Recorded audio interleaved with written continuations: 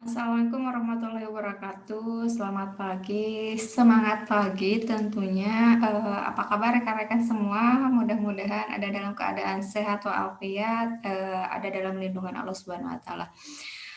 Rekan-rekan semua, alhamdulillah kita berjumpa kembali di perkuliahan Geografi Penduduk, ya, di mana minggu sekarang itu menjadi pertemuan kelima dalam pertemuan mata kuliah Geografi Penduduk yang harusnya hari ini adalah pertemuan ke-6. Ya tidak apa-apa ya. Rekan-rekan, semangat ya. Hari ini saya akan memaparkan materi terkait pada materi dinamika kependudukan. Oke, sebelum masuk ke dinamika kependudukan, saya akan mengulas dulu terkait pada materi yang sudah dibahas sebelumnya terkait pada persebaran dan pertumbuhan penduduk. Nah, dari materi paparan minggu kemarin yang dipaparkan, ya, ini menjadi keterkaitan pada materi yang akan saya sampaikan di pertemuan sekarang terkait pada dinamika kependudukan. Nah, eh, dalam perkembangannya di sini terkait pada persebaran dan pertumbuhan penduduk banyak sekali apa yang menjadi masalah-masalah yang dihadapi dalam kependudukan, entah itu dari sisi kondisi positifnya maupun negatifnya. Akan tetapi dalam permasalahan kependudukan ini banyak dari sisi negatifnya, sehingga apa yang menjadi kondisi dalam kependudukan ini sulit sekali untuk kita atasi, ya, terlebih dari suatu kondisi regionnya yang memiliki suatu karakteristik yang berbeda, ya, sehingga apa yang menjadi pertumbuhan penduduk dari setiap wilayah itu mengalami istilahnya apa ya, ketimpangan, ya, ketidakmerataan dari persebaran penduduk. Nah, hal ini pun menyebabkan adanya suatu masalah-masalah yang luar biasa sehingga pemerintah pun memberikan suatu kebijakan-kebijakan dalam sisi aspek kependudukan untuk mengatasi dari masalah-masalah yang muncul dalam permasalahan kependudukan, ya. Kondisi ini dari waktu ke waktu, nah, pemerintah pun mengalami seolah-olah kesulitan untuk mengatasi segala permasalahan yang terjadi dalam kependudukan. Kenapa menjadi sulit? Di sini yang menjadi tanda tanya besar, ya. Manusia itu kan dengan ciri khas, ya, memiliki keunikan yang lebih dari makhluk hidup lainnya, yaitu dibekali akal pikiran, sehingga manusia berpikir dengan apa yang mereka pikirkan seolah-olah mereka yang lakukan, yang pikirkan itu adalah baik. Jadi manusia bebas melakukan segala aktivitas, manusia bebas mengeluarkan segala ide-ide, gagasan, dan lain sebagainya. Terlebih lagi untuk dirinya pribadi.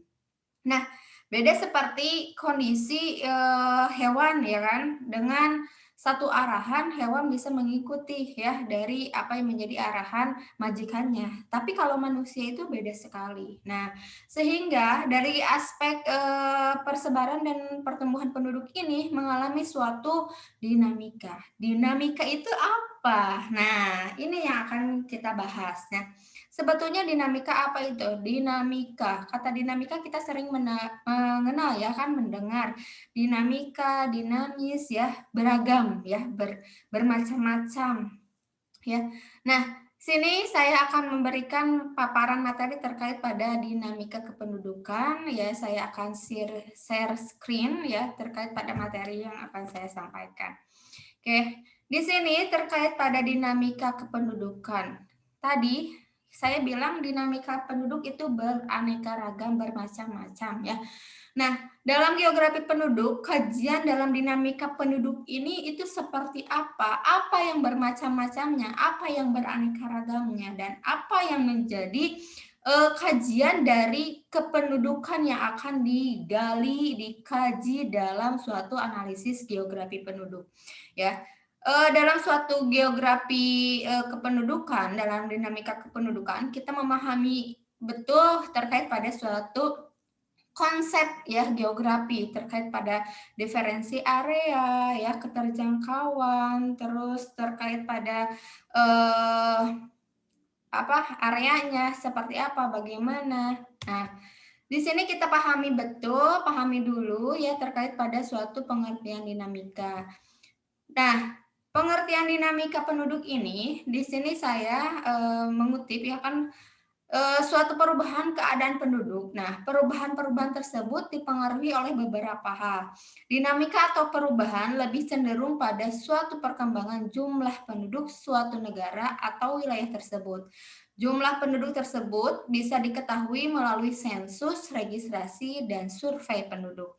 Nah, kondisi pada pengambilan data-data kependudukan dalam sensus, registrasi, dan survei itu sudah dipelajari di demografi. Silahkan diingat kembali, dipahami kembali terkait pada pengambilan sumber-sumber data terkait pada sensus, registrasi, dan survei. Nah, di sini terkait pada, balik lagi pada suatu dinamika, di sini jelaskan bahwa terkait pada dinamika itu adanya suatu perubahan-perubahan. Nah, perubahan-perubahan dalam kependudukan ini seperti apa dan bagaimana? Nah, dinamika perubahan kependudukan ini bisa dipengaruhi dari suatu kondisi dari aspek kependudukannya. Nah, itu sebelumnya saya sudah membahas terkait pada persebaran dan pertumbuhan penduduk, itu pun menjadi salah satu perubahan-perubahan pada suatu kependudukan dari setiap wilayahnya. Nah, ini pun pada suatu dinamika kependudukan jelas ya, keragaman di sini pun menjelaskan adanya suatu perubahan-perubahan yang berkaitan pada suatu aspek internal. Ini bisa apa istilahnya dipengaruhi adanya suatu adat istiadat, budaya, agama, ya kan. Nah, itu pun menjadi suatu dinamika yang menjadi keanekaragaman. Nah, akan tetapi pada penduduk itu sendiri yang bisa dispesifikasikan yaitu manusia, itu kan manusia tidak beragam ya, hanya satu jenis manusia. Tidak beda seperti hewan, tumbuhan, ada spesiesnya ya, ada ordonya, ada kelasnya, ada kingdomnya. Tapi kalau manusia itu dipengaruhi pada suatu kondisi pada aspek internalnya ya. Dari agamanya seperti apa, kemudian dari budaya mana, terus golongannya ya, sukunya. Nah, seperti itu. Nah, dari suatu perubahan dinamika ini kita mengetahui pada suatu kondisi. Nah, dilihat pada aspek-aspek adanya kelahiran, kematian, migrasi, itu pun menjadi suatu dinamika kependudukan. Nah, hasil dari suatu dinamika kependudukan tersebut kita bisa melihat dari sisi aspek kuantitasnya, belum bisa melihat pada aspek kualitasnya, tapi hanya pada aspek kuantitas. Yaitu dari mana? Yaitu dari melalui sensus, registrasi, dan survei penduduk. Nah, untuk sensus itu kan di sensus dilakukan per 10 tahun sekali, registrasi itu kapanpun ya kan. Di saat terjadi kelahiran kita harus registrasi, di saat kita terjadi kematian ya kan registrasi, migrasi, emigrasi itu kita harus mendaftarkan registrasi. Kalau survei itu survei dilakukan sesuai apa yang menjadi tujuan, maksud dan tujuan yang ingin dicapai. Misal di tahun 2022 kita ingin melihat bagaimana survei dari tingkat pengangguran di Indonesia atau di Tasikmalaya lah seperti itu. Nah, itu dilakukan survei terlebih dahulu, atau untuk membuka lapangan pekerjaan ya, kita mensurvei dulu apa yang menjadi kebutuhan dari lapangan pekerjaan sehingga tujuan untuk dilakukan survei itu bisa tercapai, yaitu membuka lapangan pekerjaan. Nah, itulah yang menjadi pengertian konsep dasar dari dinamika penduduk. Nah, dinamika penduduk ini tadi saya katakan dari aspek kuantitas. Nah, kualitasnya seperti apa? Nah, kualitasnya kita bisa melihat secara lebih mendetail ya, terkait pada pendidikannya bagaimana, kesehatannya seperti apa. Nah, itu kan bisa kita gali, kita kaji sehingga apa yang menjadi permasalahan dalam kependudukan dalam suatu dinamika ini kita bisa memberikan suatu solusi-solusi. Di saat kita menemukan jumlah kuantitas atau angkanya itu yang dahsyat, misal terkait pada lonjakan pengangguran di Indonesia sangat tinggi. Nah, itu kan secara kuantitas ya kan, secara angkanya terjadi, lonjakannya itu, misal contohnya 1.000 jiwa penduduk Indonesia ya mengalami, pengangguran ya, orang banyak yang belum bekerja, misal seperti itu 10.000 jiwa. Nah, kualitasnya seperti apa? Nah, kita cari tahu kualitas dari, kenapa sih di suatu wilayah bisa terjadi, nilai atau apa ya, tingkat pengangguran yang sangat tinggi. Kita lihat aspek-aspek pada, pendidikannya. Pendidikan pada orang-orang yang belum bekerja itu sebetulnya pendidikannya tingkat apa? Nah, SD, SMP, SMA, atau seperti apa? Nah, itu kan kita bisa menggali secara kualitasnya. Nah, setelah kita mengetahui kuantitas, kualitasnya, kita bisa, memberikan solusi-solusi atau memecahkan permasalahan dari aspek dinamika kependudukan ini. Nah, itulah yang menjadi suatu tujuannya. Kita kaitkan dengan suatu kajian geografi, penduduk yang dikaitkan pada suatu konsep geografi. Berpengaruh enggak suatu wilayah atau area? Terus keterjangkauannya seperti apa? Bagaimana? Ya kan? Nah, itu kan dikaji dalam suatu geografi penduduk. Nah, itulah yang menjadi suatu, dinamika kependudukan yang menjadi kajian dalam suatu geografi penduduk. Nah, selanjutnya, apa saja sih yang menjadi faktor-faktor yang mempengaruhi adanya suatu dinamika kependudukan? Yang pertama adalah kelahiran atau fertilitas. Kenapa sih kok bisa kelahiran atau fertilitas ini menjadi suatu, pengaruh dalam suatu dinamika kependudukan? Ya, kita ketahui ya, terkait pada suatu kelahiran ada sisi aspek yang menunjang dan tidak menunjang ya, atau menghambat, bisa dikatakan seperti itu. Nah, yang di sini yang menjadi suatu pengaruhnya itu terkait pada suatu tinggi rendahnya suatu kelahiran ya. Pada suatu kelompok penduduk tergantung pada struktur umur, penggunaan alat kontrasepsi, pengangguran, tingkat pendidikan, status pekerjaan wanita, serta pembangunan ekonomi. Nah, di sini dalam suatu dinamika karena tadi kita melihat pada sisi aspek kuantitas dan kualitas, kita melihat kajiannya seperti apa dan bagaimana.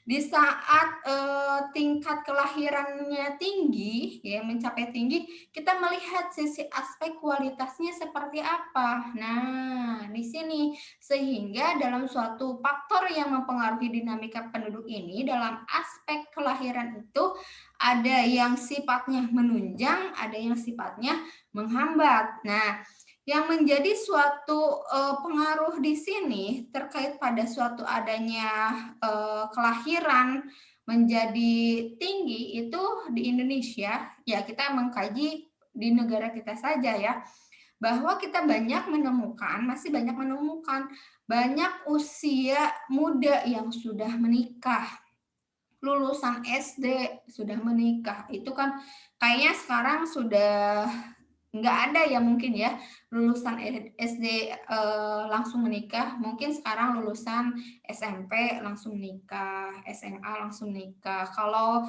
lulusan SD ya waktu zaman ibu saya mungkinnya seperti itu.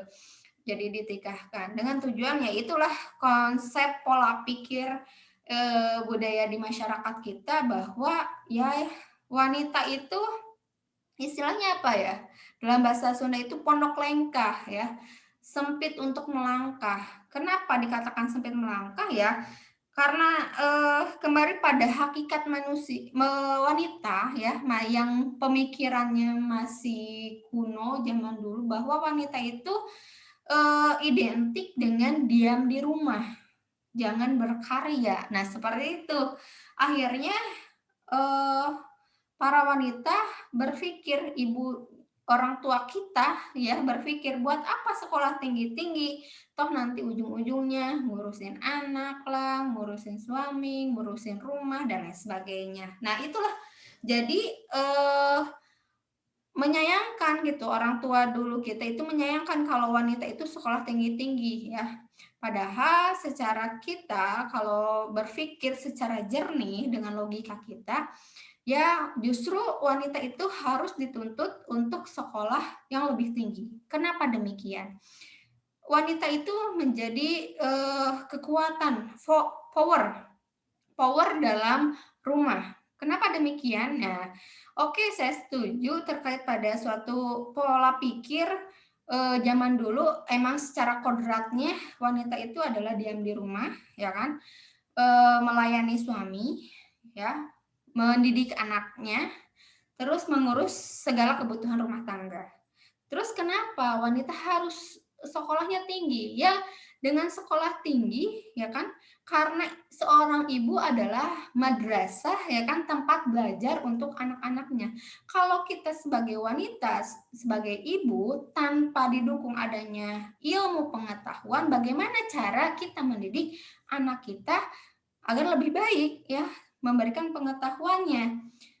Pasti kan kita dituntut harus mencari, menggali ilmu. Nah, jadi saya setujunya ya wanita itu harus memiliki pendidikan yang tinggi untuk bisa mendidik anak-anaknya. Tidak selalu pendidikan tinggi itu harus menjabat sebagai manajer, direktur, tidak selalu ya. Karena ya itu kita untuk menjalankan amanah kita, titipan anak kita itu ya sama kita ya, karena pendidikan pertama yang utama itu di keluarga, yang didik oleh ibunya. Nah, seperti itu. Terus pandangan-pandangan lain terkait pada suatu kondisi, kenapa kelahiran di kita itu sangat tinggi? Nah, ada pandangan banyak anak banyak rezeki, betul sekali, itu sulit untuk bisa kita hindari. Dan emang ya saya juga menyadari hal itu ya, terkait pada banyak anak banyak rezeki, betul itu menjadi qadarullah ya, udah ada eh, apa takdirnya dari Sang Pencipta seperti itu. Karena setiap anak itu membawa rezeki masing-masing. Akan tetapi kita sebagai orang tua harus bisa memberikan yang terbaik untuk anaknya, karena anak itu adalah amanah, titipan. Yang namanya titipan kan kita harus menjaganya, merawatnya, menafkahinya, memberikan yang terbaik, ya kan? Jangan sampai kita dititipi tapi disia-siakan seperti itu. Nah, jadi harus bisa berpikir ke sana. Anak menjadi harapan bagi orang tua sebagai pencari nafkah. Nah, inilah ya kondisinya di kita. Karena ada eh, apa apa mindset dari setiap individu itu ya anak adalah ladang uang. Nah, seperti itu. Jadi di masa sekarang mengerikan sekali, banyak anak itu bukan pada orang-orang yang memiliki punten ya kan ekonomi yang sangat tinggi, tapi kebanyakan di keluarga yang menengah ya kan, menengah ke bawah, bahkan ke bawah banget ya kan, banyak anak.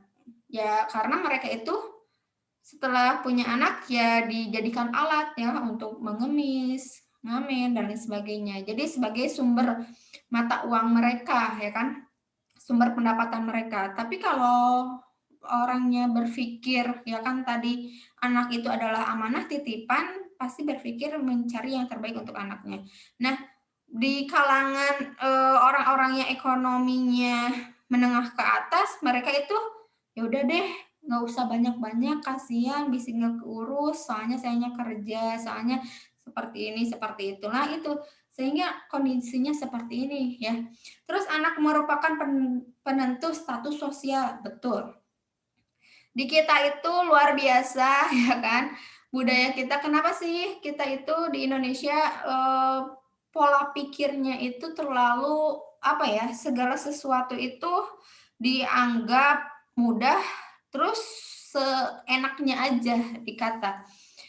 Saat di kita itu di saat orang belum punya pasangan, ih kok kamu belum punya pasangan, jomblo ya. Nah, itu kan jadi pembicaraan di kalangan masyarakat kita, ya. Setelah kita punya pasangan, dituntut untuk, "Ayo dong cepet nikah cepet nikah." Nah, seperti itu. Mungkin rekan-rekan pun merasakan hal demikian. Nah, udah nikah, cepet dong punya anak. Lah, emangnya cilok apa ya, dengan mudahnya gitu bikin adonan ya kan langsung jadi. Itu kan yang menentukan rizki, jodoh, maut kan Sang Pencipta ya seperti itu. Nah, ada lagi ya setelah punya anak kapan nih nambah buat adeknya? Nah, di masyarakat kita pola pikir seperti itu pun tidak habis-habis. Kenapa kenapa kenapa, ya kan? Jadi, warga plus 62 di kita itu bener-bener jahat itu dengan kata-katanya itu. Satu ucapan bisa melukai, hati seseorang ya. Jadi hati-hati dengan kondisi seperti itu, jangan sampai kita itu asal bunyi saja, tapi harus berpikir di saat kita punya teman tapi belum punya pasangan, jangan manas-manasin, jangan ngobrol-ngobrolin pasangannya, hargailah teman kita yang belum punya pasangan. Terus di saat teman kita belum punya anak, ya jangan bahas anak ya. Siapa ya yang udah berumah tangga, tidak mau memiliki keturunan, pasti semua orang itu udah pengen punya keturunan kalau udah menikah ya. Tapi di kita itu luar biasa. Nah, tolong ya dari kita untuk kita budaya seperti itu tolong dihentikan, jangan jangan terus dibicarakan. Hati-hati seperti itu. Nah, jadi kenapa orang itu mengejar segala sesuatu? Orang yang belum punya anak udah dijudge, kamu mandul ya, ya. Ah, kasihanlah dengan berbagai kritikan-kritikan yang seperti itu. Jadi, betul anak sebagai penentu status sosial ya. Karena itulah masyarakat kita, budaya kita dengan kondisi seperti itu. Anak merupakan penerus keturunan terutama laki-laki. Ya, ini. Padahal ya apa sih, emang sih dari sisi agama dalam, hak waris anak laki-laki itu lebih besar ya. Apabila tidak memiliki anak laki-laki mungkin nanti akan, diberi kepada saudara laki-lakinya nanti. Nah, kalau agama itu menjelaskan, betul kenapa demikian, karena laki-laki itu memiliki tanggung jawab ke wanita. Nah, di saat kita tidak memiliki anak laki-laki, terus akan diturunkan ke saudara laki-lakinya dengan tujuan nanti saudara laki-lakinya itu harus membiayai atau menafkahi dari anak-anak perempuan yang tadi ditinggalkan oleh orang tuanya. Nah, pada realitanya kondisi sekarang itu tidak seperti itu, ya. Sudah berbenturan dengan harta, dengan uang, pasti akan lupa segalanya. Di era sekarang, di saat tidak ya mendapatkan apa-apa sudah, tapi kalau sudah mendapatkan harta berlimpah, lupa semuanya. Yang harus menjadi tanggung jawabnya itu menjadi lupa. Nah, kasusnya seperti itu banyak sekali. Jadi kenapa orang yang belum punya anak laki-laki menggebu ya untuk pengen punya anak laki-laki. Padahal dalam sekarang dalam undang-undang laki-laki maupun wanita itu sama saja ya, tidak ada bedanya. Akan tetapi kita kalau berbenturan dengan agama, nah maka akan seperti itu. Apalagi ada khusus ya kan, ada budaya, ada suku apa gitu kan, harus memiliki keturunan laki-laki. Kalau keturunan perempuan ya dibuang, dibunuh ya, ngeri ya seperti itu. Jadi keturunan anak laki-laki itu sangat kuat sekali. Kemudian yang menjadi penghambatnya di sini terkait pada program KB ya, keluarga berencana, penundaan. Nah, akan tetapi di kita terkait pada suatu KB ini belum menjadi hal yang bisa dikatakan go ya kan seperti itu. Kenapa? Ya di kita itu dengan mayoritas muslim ya kan, dengan pemahaman yang beragam berbeda sehingga ada yang menyebutkan KB itu haram dan lain sebagainya ya. Terus ada karena kurangnya edukasi terkait pada KB, dinyatakan KB itu berbahaya. Akhirnya banyak orang yang tidak menggunakan KB. Akhirnya banyak anak ya, tunji satahun hiji.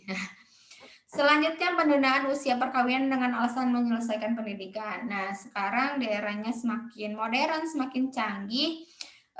Mungkin angka kelahiran tidak setinggi pada zaman dahulu ya kan. Karena zaman dahulu kan tadi usia menikah saja sangat muda ya kan, lulusan SD sudah menikah, terus tidak menggunakan alat kontrasepsi, terus kemudian pendidikannya kurang sehingga ya buat apa lagi, ya udahlah nikah, punya anak, berkeluarga. Nah, cukup seperti itu. Tapi sekarang di eranya sudah modern, semakin canggih sehingga orang-orang berpikir, saya harus mendapatkan pendidikan yang lebih tinggi. Nanti dulu deh nikahnya, ya kan? Saya harus selesai dulu, harus fokus dulu. Setelah fokus, nah itu pun tidak berhenti di situ. Mereka berpikir, saya harus mencari pekerjaan dulu, nggak mau langsung nikah. Nah, inilah yang menjadi tingkat kelahiran menjadi menurun, ya kan, seperti itu. Karena para wanita semakin struggle, ya kan, untuk menghadapi dunia. Mereka menjadi tulang punggung mencari pekerjaan dan lain sebagainya, karena wanita sekarang derajatnya sama dengan laki-laki, ya kan, seperti itu. Mau menjabat seperti apa, mau pekerjaan seperti apa pun bisa dilakukan oleh wanita, tidak hanya laki-laki saja. Nah, itulah yang menjadi salah satu faktor dari dinamika kependudukan. Selanjutnya yang menjadi faktor dalam dinamika kependudukan, kematian.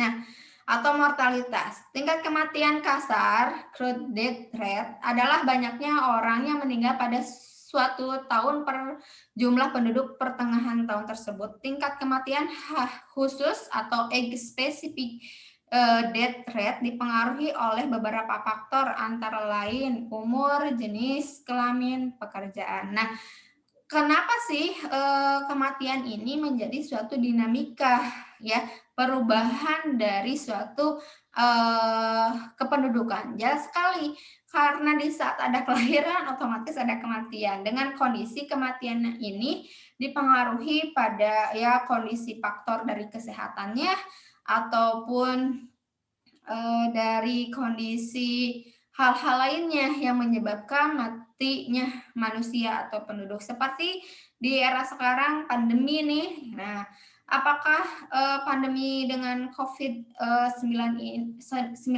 ini mempengaruhi adanya suatu dinamika kependudukan? Ya, mempengaruhi adanya suatu dinamika kependudukan, ya, terkait pada suatu adanya kelahiran dan kematian. Nah, kematian ini menjadi suatu perubahan-perubahan dari suatu aspek kuantitas. Di saat ada yang mati, meninggal, kita kan mencatatkan. Itu kan mengalami suatu perubahan kependudukan. Nah, terkait pada suatu kondisi, apakah penduduk kita di Indonesia khususnya masih mengalami peningkatan atau mengalami penurunan akibat dari wabah adanya COVID. Nah, terkait pada hal itu, kita belum ada data yang valid ya terkait hal itu, apakah angka kependudukan kita itu menurun atau menaik, ya kan? Karena di sisi lain kita mendapatkan berita akibat dari adanya COVID di negara kita itu tingkat kematiannya tinggi, tapi nah, di sisi lain kita mendapatkan data ya selama COVID ini itu tingkat kehamilan pun menjadi tinggi, otomatis kelahiran pun tinggi. Apakah menurun, naik, atau seimbang? Nah, kita lihat nanti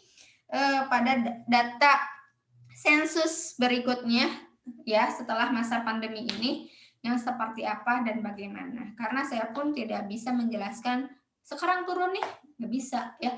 Karena angka nilai kependudukan pada saat ini masih fluktuatif, naik turun, ya kan?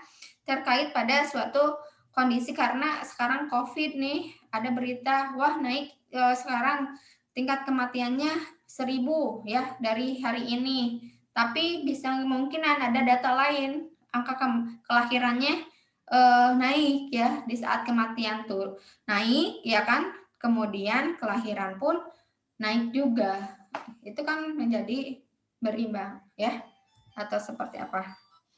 Nah, di sini terkait pada suatu kondisi faktor penunjang dan menghambat kematian. Nah, kita melihat faktor-faktor yang menjadi penunjang dan penghambat kematian. Yang menjadi Penunjangnya yaitu rendahnya kesadaran masyarakat akan pentingnya kesehatan. Betul, orang-orang di kita di Indonesia itu tah peduli teuing ya. Jadi seolah-olah apa yang menjadi, rasa sakit di dirinya itu tidak tidak dirasa ya seperti itu. Kita sajalah ini mah flu biasa, batuk biasa, tidak langsung gercep ke klinik, ke dokter ya kan untuk berobat. Tapi mereka itu ya merasa kesadarannya itu kurang akan kesehatan. Ya cukup, coba dulu deh obat dari warung, beli Insana atau beli Paramek atau apalah seperti itu. Kemudian fasilitas kesehatan yang belum memadai. Nah, kalau dilihat pada suatu kondisi di sekarang, fasilitas kesehatan itu, sudah masuk ke, kecamatan-kecamatan, bahkan ke kelurahan, udah ada, puskesmas rawat inap ya. Sehingga fasilitas kesehatan yang belum memadai sesungguhnya, itu bukan menjadi suatu penunjang kematian, akan tetapi yang menjadi penguatannya itu adalah pada kesadaran dari masyarakatnya itu. Terkadang ya udahlah nanti saja, belum kerasa parah banget apa yang dirasa penyakitnya di dalam diri itu mereka tidak pergi beranjak untuk berobat. Kemudian yang ketiga keadaan gizi penduduk yang rendah, betul sekali. Kenapa ya kan? Di kita itu, masyarakat kita itu hanya eh, mayoritas hanya mengonsumsi satu komponen saja. Ya, maksud satu komponen di sini dalam gizi di sini untuk penunjangnya kan harusnya mah 5 sehat, ya, 4 sehat 5 sempurna, maaf. 4 sehat 5 sempurna yang dimana ada sayurannya, ada buahnya, ada susunya, ada eh, apa ada unsur-unsur ikannya dan lain sebagainya lah, ada unsur mineral, protein dan lain sebagainya. Nah, kalau di kita itu susah untuk masuk ke sana. Ya mungkin eh, bagi masyarakat yang ekonominya tinggi lah ya bisa memenuhi apa yang menjadi kebutuhan dari tubuhnya ya, dari protein, mineral dan lain sebagainya. Kalau di kita itu ya syukur-syukur kita juga udah bersyukur ya bisa menghirup napas setiap harinya ya. Yang dimakan di kita itu hanya satu komponen saja ya, karbohidrat. Kita makan nasi, teman nasinya mie. Betul tidak? Seperti itu, ya kan? Atau gorengan. Gorengan kan sama itu karbohidrat dari tepung, ya kan? Nah, itulah kondisi di kita, ya. Kita itu budayanya kalau belum makan nasi, belum sarapan. Padahal kita itu pagi-pagi udah makan sorabi, udah makan roti, udah makan bubur, tapi belum nemu nasi ya belum makan. Ya, itulah masyarakat kita seperti itu ya, sehingga kondisi apa yang menjadi gizi kita itu ya seperti inilah ya. Tapi syukur-syukur ya kan masyarakat kita masih sehat, masih bisa bergerak, masih bisa menghirup udara segar ya kan. Nah, itulah bentuk rasa syukur yang harus kita syukuri terhadap Sang Pencipta itu seperti apa. Kemudian terjadinya bencana alam seperti gunung meletus, gempa bumi, banjir. Nah, ini menjadi qadarullah ya kan. Ini bisa sifatnya alami ya kan, terjadi bencana ya siapa yang mau ya kan. Ini bisa menjadi suatu penunjang kematian yang luar biasa ya. Terjadi tsunami apalagi kemarin ya kan di NTT banjir bandang dan lain sebagainya, kemudian ada gempa bumi waktu di Sulawesi ya, terus kemudian waktu bencana tsunami di Aceh luar biasa, banyak jiwa yang meninggal ya. Terus yang berikutnya adalah terkait pada peperangan, wabah penyakit, dan pembunuhan. Nah, ini yang sedang kita alami terkait pada wabah penyakit yang menjadi suatu penunjang kematian promortalitas. Ya. Yang menjadi penghambat, yang di sini meningkatnya kesadaran penduduk akan pentingnya kesehatan. Yes, ya sekarang kita udah mulai karena COVID semakin merajalela, jadi kita itu berpikir saya nggak mau kena COVID ya kan seperti itu. Jadi daya tahan imun kita itu harus baik. Kita mulai tersadar, tergugah ya kan. Kita mulai makan yang baik, kemudian olahraga teratur, berjemur dan lain sebagainya. Sehingga apa yang menjadi masuknya penyakit ke kita itu menjadi tercegah gitu dengan pola hidup yang sehat. Kemudian fasilitas kesehatan yang sudah memadai ya tadi puskesmas sudah masuk adanya rawat inap, sudah masuk ke kelurahan-kelurahan, kemudian peningkatan keadaan gizi penduduk. Nah, memperbanyak tenaga medis seperti dokter dan bidang ini. Apalagi di era sekarang sampai open recruitment ya kan terkait tenaga medis untuk menjadi garda terdepan dalam wabah COVID seperti ini. Nah, selanjutnya yaitu dinamika penduduk ya yang menjadi faktornya itu adalah migrasi. Migrasi ini pun menjadi suatu perubahan penduduk ya, baik itu penduduk yang datang maupun penduduk yang keluar. Oke. Kita bahas, migrasi merupakan akibat dari keadaan lingkungan alam yang kurang menguntungkan. Sebagai akibat dari keadaan alam yang kurang menguntungkan menimbulkan keterbatasan sumber daya yang mendukung penduduk di daerah tersebut. Nah, ini lebih terfokus pada ketersediaan sumber alam ya kan yang ada sehingga memaksakan penduduk itu mengalami suatu perpindahan ya, entah itu dari antar wilayah maupun ke berbagai negara. Yang perlu diperhatikan seorang migran dalam menentukan keputusan untuk pindah ke daerah lain itu faktor adanya ketersediaan sumber daya alam, faktor lingkungan sosial, budaya, potensi ekonomi. Dengan mengetahui faktor-faktor demikian, setidaknya terhindar dari akibat dari negatifnya persebaran penduduk yang ada di kita. Nah, jadi kita harus membaca adanya suatu peluang untuk melakukan suatu migrasi. Jangan sampai kita itu, ya udah deh, kita pindah saja karena saya tidak nyaman di wilayah ini. Tanpa kita membaca peluang, kita akan pindah kemana, bagaimana, dan akan menjadi seperti apa. Nah, kebanyakan masyarakat kita itu seperti itu. Tidak membaca peluang dulu, ya. Ya, yang ada itu kita itu memaksakan apa yang menjadi egois kita sendiri. Karena kita sudah tidak betah di daerah asal, akhirnya kita pindah ke daerah lain tanpa melihat peluang yang kita tuju. Nah, akhirnya apa? Nah, akhirnya banyak sekali masalah-masalah yang ditimbulkan, ya. Yang masalah ditimbulkan seperti apa? Ya itulah terkait pada adanya suatu persebaran penduduk. Ya, kita sudah bahas itu. Yang mengakibatkan terjadinya pertumbuhan penduduk di suatu wilayah. Nah, jadi harus kita pahami dulu ya kan di saat kita untuk melakukan suatu migrasi. Jangan sampai egoisme sendiri saja ya. Seperti itu.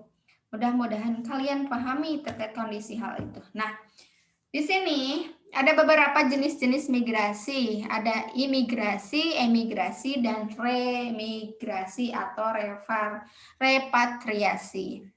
Migrasi, masuknya penduduk dari suatu negara ke negara lain dengan tujuan menetap. Orang yang melakukan imigrasi disebut imigran. Emigrasi sebaliknya dari imigrasi, ya. Keluarnya penduduk dari suatu negara ke negara lain, orang yang melakukan emigrasi disebut imigran. Reimigrasi kembalinya imigrasi atau emigrasi ke asalnya. Nah, itu ya rekan-rekan terkait pada jenis-jenis migrasi. Ingat, migrasi itu masuk ya kan? Kalau emigrasi keluar. Terus remigrasi adalah atau repatriasi kembalinya migrasi ke negara asalnya. Nah, jenis-jenis migrasi ya. Jenis-jenis migrasi. Oh, kalau yang tadi jenis-jenis migrasi internasional, kalau yang ini adalah jenis-jenis migrasi nasional atau internal. Nah, ini sering kita jumpai ya kata-kata ini terkait pada migrasi internal, ada urbanisasi, transmigrasi khusus, spontan.